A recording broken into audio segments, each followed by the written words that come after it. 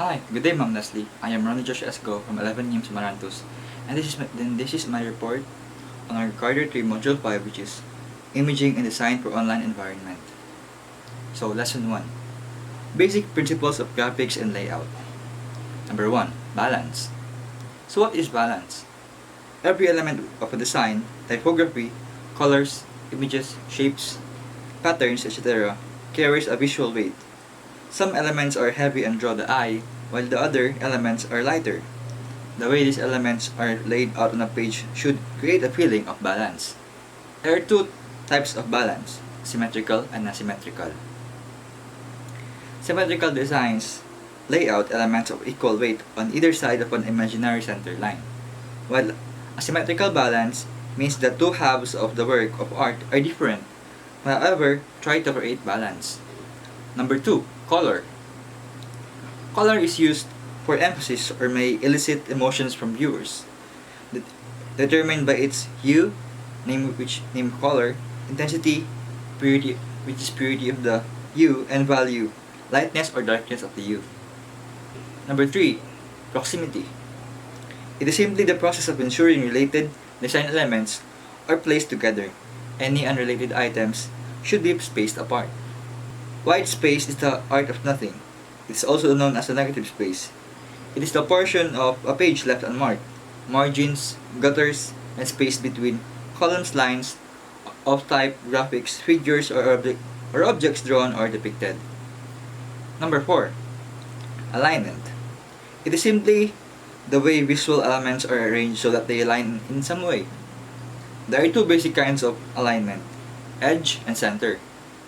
Edge alignment determines the placement of elements in relation to the edge of the page or canvas, while center alignment aligns all the elements so that an invisible central line on the page will always be in the center of the elements. Number 5. Repetition. The process of repeating elements throughout a design to give a unified look. Repetition goes with the consistency of your design on font size, pattern, and colors. Number 6. Contrast. Contrast is the divergence of opposing elements. Opposite colors on the color wheel or value light, dark or direction, horizontal or vertical. Contrast allows us to emphasize or highlight key elements in our design, so it will be more defined and more detailed. Now let's move on to our lesson 2, which is image manipulation techniques.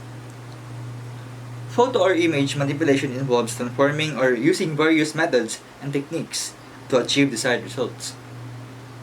There are lots of softwares and smartphone applications nowadays that can enhance or manipulate images like Adobe Photoshop, Snapseed, Adobe Lightroom, and others. Number 1. Crop and thin up your images. Crop images. It's best to crop to improve minor compositional details like distracting elements at the edge of the frame, or repositioning your subject slightly. While certain images, it's always better to pay attention to be sure your horizon is horizontal when you shoot, but straightening is also an easy first editing step. Adjust the white balance. White balance relates to color levels, not exposure levels. Number 3. Adjust exposure and contrast. Adjusting exposure. This is the process of making the photo exactly as bright or dark as you want. Adjusting contrast. Contrast is the range of dark to light tones.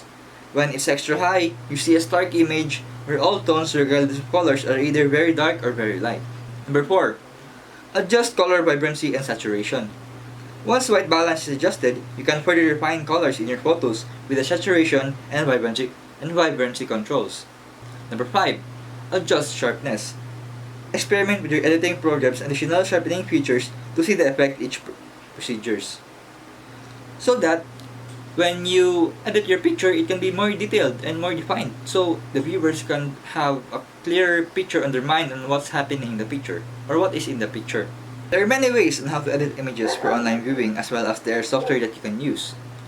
Snapseed is one of the most popular image editing application for Android and iOS devices, while in PC or Mac is where you can use Photoshop, Adobe Photoshop. There are many ways: CS6, 2021, 2020, and many more. And also you can use other image software like Filmora, that is a video and photo editing software that you can use and also in PC. And lastly, don't forget, while there is a growing popularity of editing and posting images online, let us remember the following. Editing images is a powerful tool, but it needs responsibility and it should not be abused. Also, respect each individual and use the netiquette. Remember the human. And also, please, when you don't steal anybody's picture, because you might be imprisoned for that. Because there's a law that copywriting is one of the most illegal usage of the editing, because it can damage the reputation of the one who take a picture on it. That's all for Module 5, Quarter 3, which is imaging and design for online environment.